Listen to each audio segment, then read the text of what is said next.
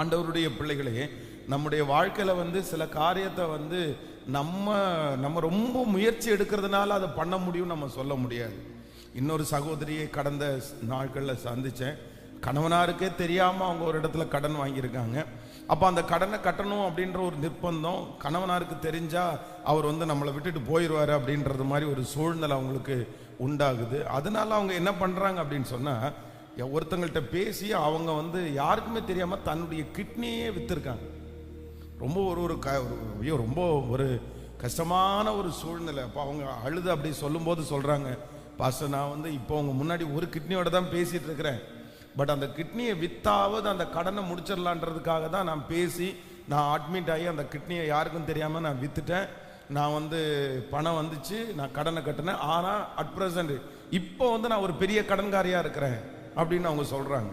எனக்கு அப்படியே தூக்கி வாரி போட்டுருச்சு. என்ன இப்படி வித்தியாசமாக இருந்துச்சு, அது இது வரைக்கும் கேள்விப்பட்டது. அப்போது ஆண்டவருடைய பிள்ளைகளே, சில நேரங்களில் சில காரியத்திலிருந்து வெளியே வருவதற்கு நம்ம ரொம்ப பிரயாசம் எடுக்கிறோம், நம்ம முயற்சி எடுக்கிறோம். அது நல்லது தான். ஆனால் என்ன அப்படின்னா, என்னதான் நம்ம தலையில நின்னாலும் சில காரியத்திலிருந்து ஆண்டவரை தவிர நம்மளை விடுதலை ஆக்குறதற்கு ஒருவராலும் முடியாது என்கிறத ஆண்டவருடைய பிள்ளைகள் அறிந்து வைத்திருக்க வேண்டும்.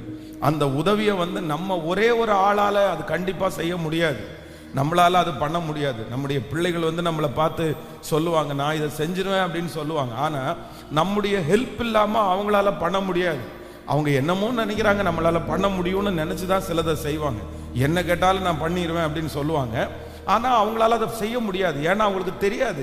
அவங்க என்னமோ வெளி தோற்றத்தில் பார்க்கும்போது நம்முடைய பலத்தால் முடியும்னு அவங்க நினைப்பாங்க. ஆனால் அந்த காரியம் எவ்வளவு கடினமானது, அது எங்கேருந்து ஆரம்பிச்சிருக்குது அப்படின்னு சொல்லி நமக்கு மட்டும்தான் தெரியும். அதனால தான் நம்முடைய பிள்ளைகளிடத்தில் நம்ம என்ன சொல்றது, உன்னால ஒருத்தனால முடியாது, நான் உனக்கு ஹெல்ப் பண்ணாமல் அந்த காரியத்தை செய்ய முடியாதுன்னு நம்ம உதவி செய்கிறோம். அதே போல நாம் கடந்து போகிற பாதை எவ்வளவு அடி வேறா இருக்குது அப்படின்னு நமக்கு தெரியாது. அதனுடைய விளைவு நமக்கு தெரியாது, கர்த்தருக்கு தெரியும். ஆனால் அவர் நமக்கு உதவி செய்வாரானால் செய்ய முடியாதது என்று ஒன்றுமே இல்லை.